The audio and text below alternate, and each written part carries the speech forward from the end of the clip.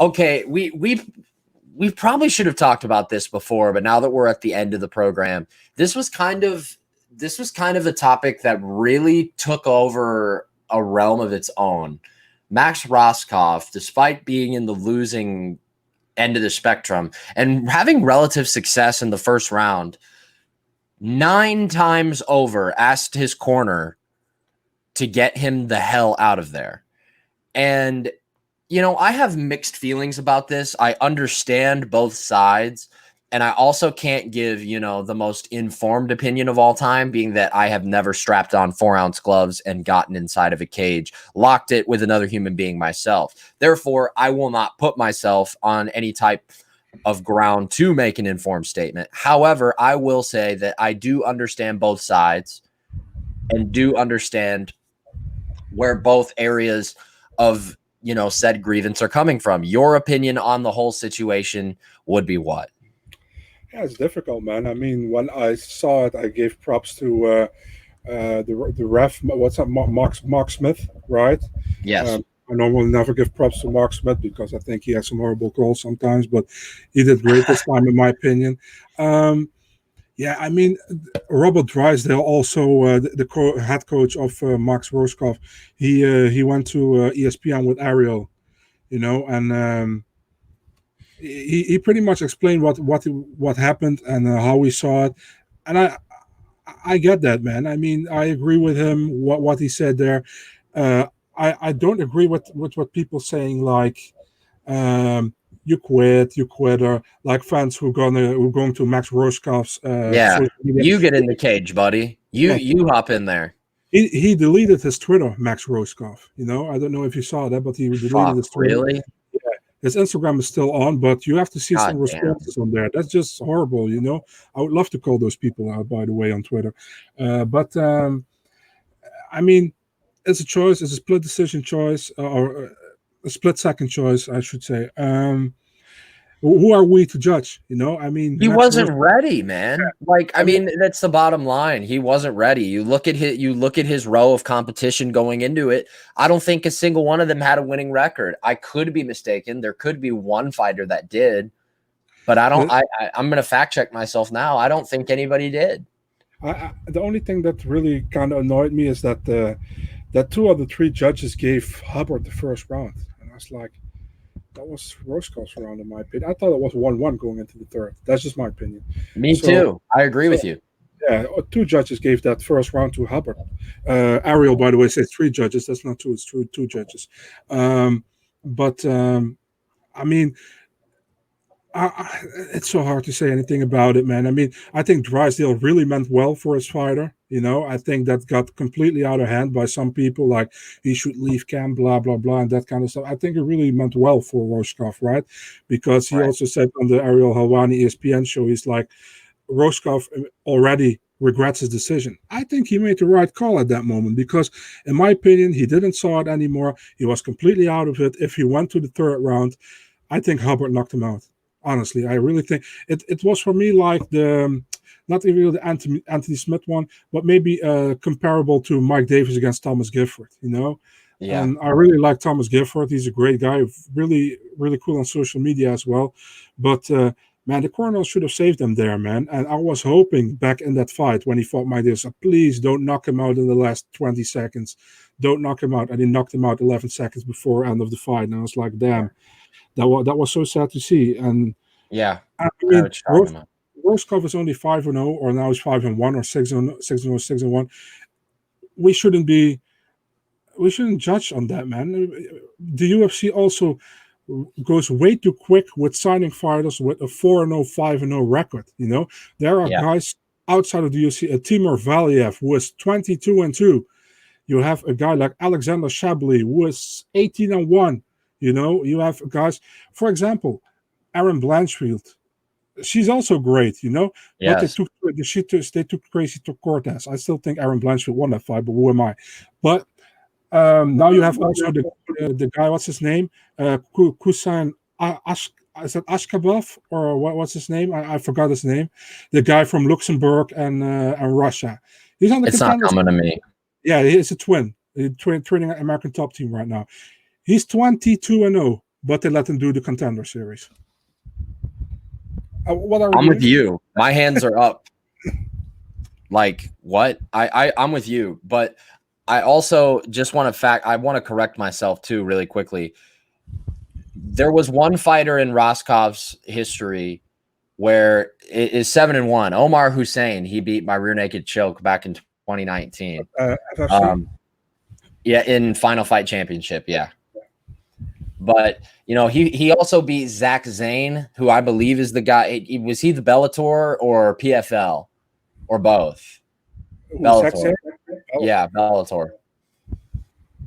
Or at least he beat Nainoa Dung in Bellator in his last fights. Was supposed to fight Nick Newell in March. But regardless, there's I think when it comes down to signing a guy, and like you said, there were plenty of deserving parties that could have been in there and more ready for the fight, obviously. And I hate to give like the excuse card here because this is the only card that Dana's really been playing over the past few weeks. What wordature am I looking to exert here? The aspect of difficulty that comes with bringing in some of these guys, is especially to Vegas, and why the implementation of Fight Island is what it is for the international pool of talent, does create challenges. And I mean, I'm not saying anything anybody doesn't know, but to get a guy on such short notice, and it looked like they had an easy time doing it with Justin James, same weight class. You could have even put Rohskopf in there against Camacho, or James in there against Hubbard, and nobody would have batted an eye because it's almost the same situation. You get guys coming in on days' notice. You get guys coming in that might not even be fighting in their natural weight class. How many times have we seen that during this pandemic? You saw Erwin Rivera come in. He didn't fight at his natural weight class. I can't wait to see him fight in his natural weight class. But at the end of the day, I don't think that Rohskopf should be poo-pooed, for lack of a better term, of getting in there and realizing that he wasn't up for the task.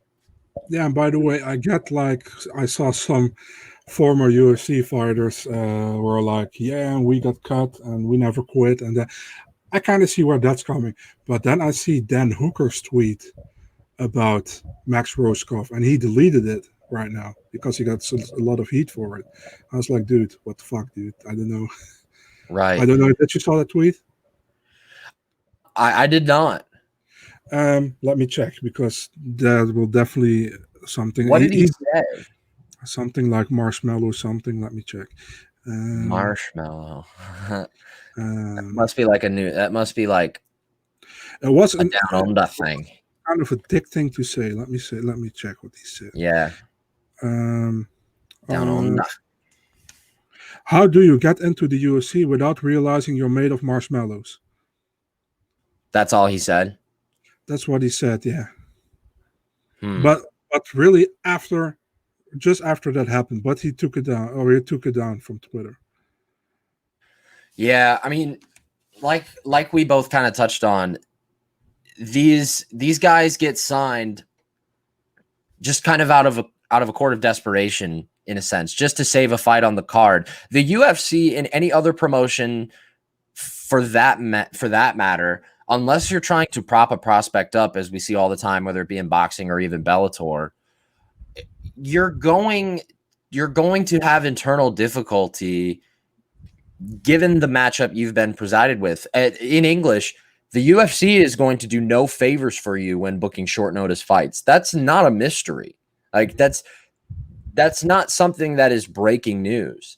And so with that being said, I think some of these corners need to hold themselves accountable for having, kind of self-assurance that they are ready for these types of situations. And Drysdale is very widely renowned and very highly respected. But I think it is potential that it is a real topic of conversation that he potentially messed up this weekend. I think that's the bottom line.